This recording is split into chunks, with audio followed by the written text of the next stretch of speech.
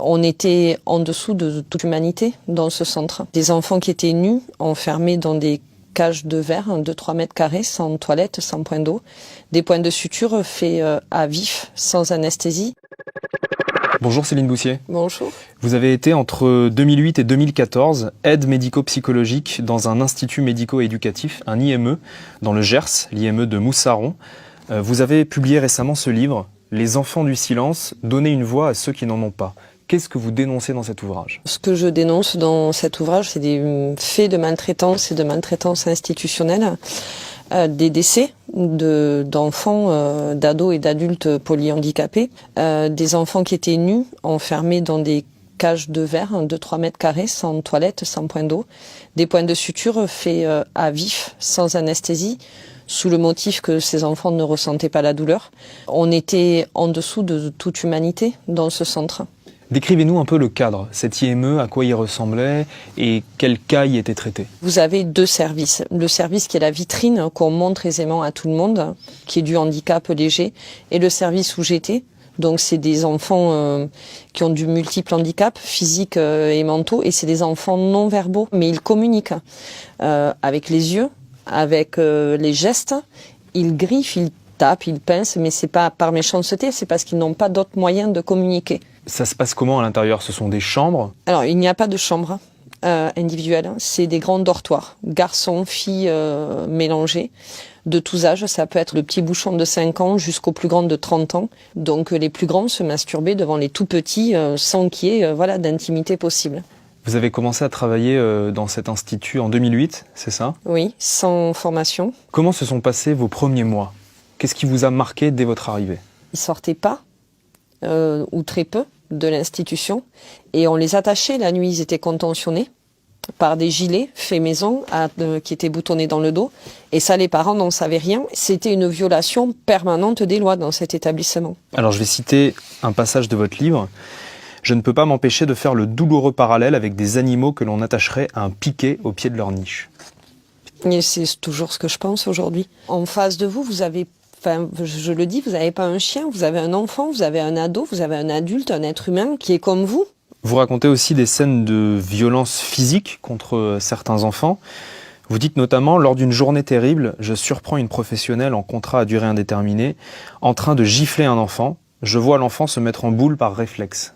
La fameuse claque éducative. Où j'ai demandé des comptes parce que moi ça me parle pas. On ne frappe pas un enfant. Enfin n'importe quel enfant au monde, on ne le frappe pas. Et moi on me répond que oui c'est une claque éducative et qu'on voit pas en quoi ça choque. De toute façon il comprend pas. Donc Vous racontez aussi dans votre livre les punitions abominables qui sont imposées aux enfants. Je vous cite, une enfant restée enfermée 15 jours dans le noir. Des clés de bras faites à certains résidents polyhandicapés pour les forcer à manger. La clé de bras, en fait, vous mettez le bras de l'enfant derrière et vous appuyez pour qu'il ouvre la bouche, pour qu'il mange. Et vous doublez cette clé de bras avec les deux doigts ici sur la bouche. Évidemment, en faisant pression, il est obligé d'ouvrir la bouche pour manger. Alors, pardon, mais c'est du gavage, là. C'est pas autre chose. Vous racontez aussi les morts, puisqu'il y en a eu dans cet établissement, notamment en mars 2009, Naïma, polyhandicapée qui allait avoir 20 ans, fait une crise d'épilepsie dite de grand mal, c'est-à-dire avec perte de conscience. Vous alertez l'équipe, la hiérarchie, mais il ne se passe rien, et Naïma décède. Moi, c'est un drame parce que quand je suis là à ce moment-là, je suis en formation, je suis pas diplômée encore, et que je sens bien qu'il y a quelque chose qui va pas.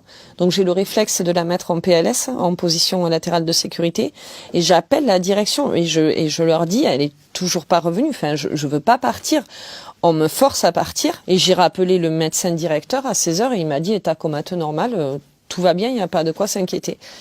Sauf que si, il y avait de quoi s'inquiéter, et qu'elle n'a pas été soignée à temps, et que la famille n'a jamais eu la vérité. Vous y êtes resté 6 ans dans cet institut.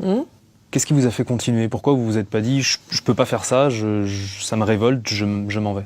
J'ai été lâche et j'ai eu peur, parce que j'étais maman célibataire, il fallait absolument que je bosse, et j'avais 2 enfants à nourrir, et j'étais pas prête. Et 2013, l'événement de trop, J'ai craqué. Qu'est-ce qui s'est passé en 2013? On a eu toute une série d'événements, dont le petit A qui est venu en vacances une semaine. Il a passé une semaine à manger le mur, manger sa protection, manger le vomi qui régurgitait. Enfin, et puis les cris, je les ai encore dans l'oreille, les cris de cet enfant.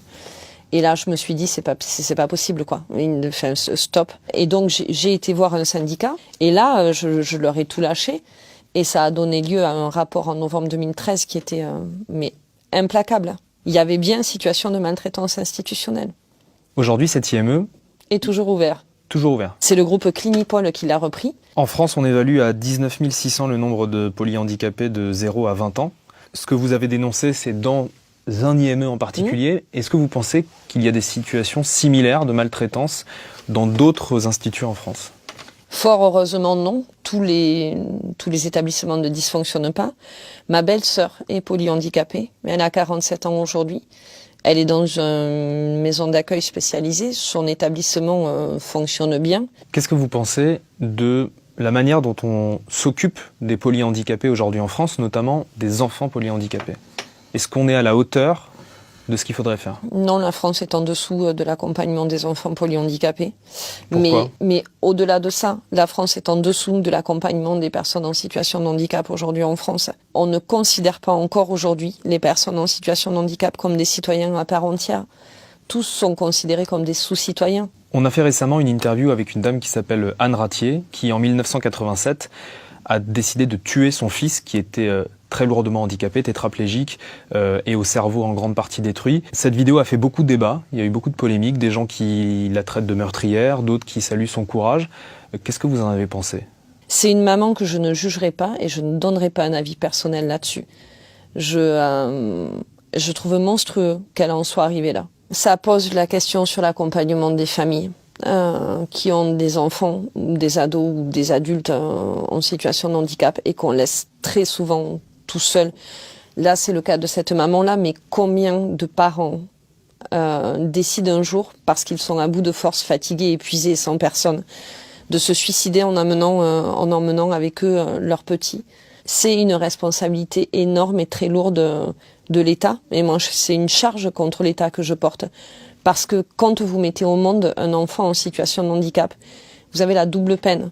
Déjà, vous n'avez pas l'enfant idéal que vous espériez. Il faut en faire son deuil. C'est compliqué.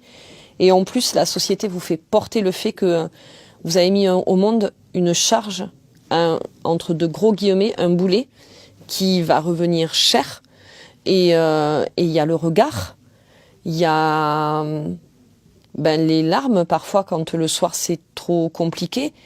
La fatigue quand vous n'avez pas de place en institution et que ce mélange et ce cocktail explosif peut emmener des situations dramatiques comme celle-là.